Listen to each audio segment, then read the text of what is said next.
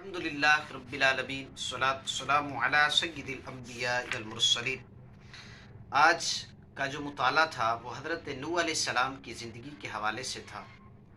حضرت نوح علیہ السلام کی جو زندگی تھی بڑے واقعات ہیں، کیونکہ سب سے زیادہ جو عمر پانے والے نبی ہیں وہ حضرت نوح علیہ السلام ہیں۔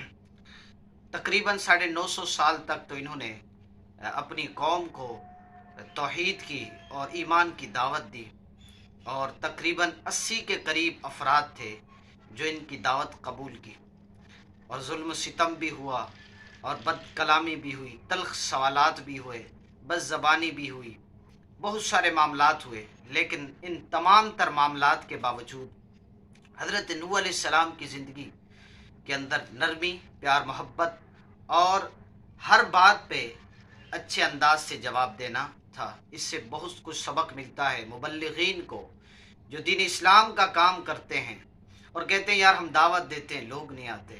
حضرت نوح علیہ السلام نے 950 سال تک دعوت دی، صرف 80 لوگ ایمان لے کر آئے۔ تو لہذا ہمیں بھی استقامت کے ساتھ دین اسلام کا کام کرنا چاہیے۔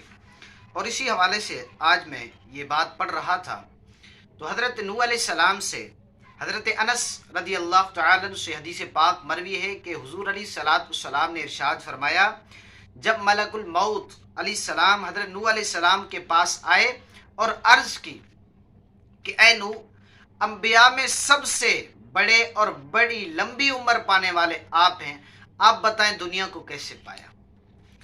تو حضرت نوح علیہ السلام نے ایک مثال سے سمجھایا، فرمایا کہ دنیا کی مثال ایسی ہے جیسے کہ کسی نے کوئی گھر بنایا اور اس کے 2 دروازے رکھے، اور ایک دروازے سے داخل ہوتے ہیں اور دوسرے دروازے سے نکل جاتے ہیں۔ اب بتائیں دنیا کی یہ مثال ہے۔ اور ایک مقام پر نبی کریم صلی اللہ علیہ وسلم نے دنیا کی مثال دی، فرمایا کہ حدیث پاک کے مطابق اس طرح ہے کہ انگلی جس طرح آپ سمندر میں ڈبائیں اور واپس اوپر اٹھائیں تو فرمایا کہ جو پانی لگ کر آتا ہے یہ دنیا ہے، سمندر باقی آخرت ہے۔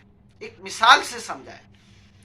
ایک اور مقام پر حدیث پاک میں ہے، فرمایا کہ دنیا کی قیمت ایک مچھر کے پر کے برابر بھی نہیں، اگر اس کی قیمت اتنی بھی ہوتی تو اللہ تعالیٰ کسی کفار کو یہ دنیا نہ دیتا۔ تو اور بھی واقعات ہیں۔ خیر، حضرت نوح علیہ السلام کے اس بات سے بھی ہمیں ایک اندازہ ہوتا ہے دنیا کی مثال کا۔ آج دنیا کے اندر رہنے کے لیے ہم کیا کیا کرتے ہیں؟ حرام کام کرتے ہیں، حلال چیز کی تمیز نہیں کرتے، شریعت کی پاسداری نہیں کرتے، صرف اس دنیا کے لیے، جس کو اس چیز سے مثال دی، ایک دروازے سے آئیں اور دوسرے دروازے سے چلے جائیں۔ تو لہذا ہمیں اپنی زندگی کو، اپنے تمام تر معاملات کو بہتر کرنا چاہیے۔ ماہ رمضان المبارک کی آمد ہے، 2023 کا ماہ رمضان المبارک آنے والا ہے۔ اس ماہ رمضان المبارک کے اندر ہو سکے تو اللہ تعالیٰ کی عبادت اور ریاضت کے اندر گزارا جائے، پھر دیکھیں انشاءاللہ دنیا میں آسان ہوگی اور آخرت میں آسان ہوگی۔ ایک اور آپ کے سامنے وظیفہ بھی ذکر کرتا ہوں۔ بعض اوقات کچھ لوگ وظائف اور ان چیزوں میں ہوتے ہیں۔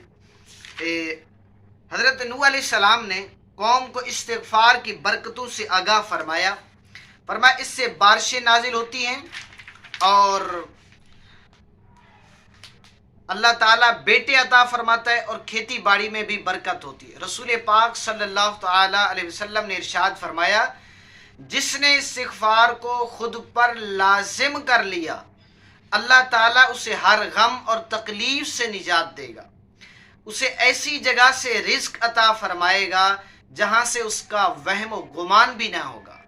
اصول اولاد کے حصول اور بارش کی طلب، تنگ دستی سے نجات اور پیداوار کی کثرت کے لیے استغفار کرنا بہت مجرب قرآنی عمل ہے۔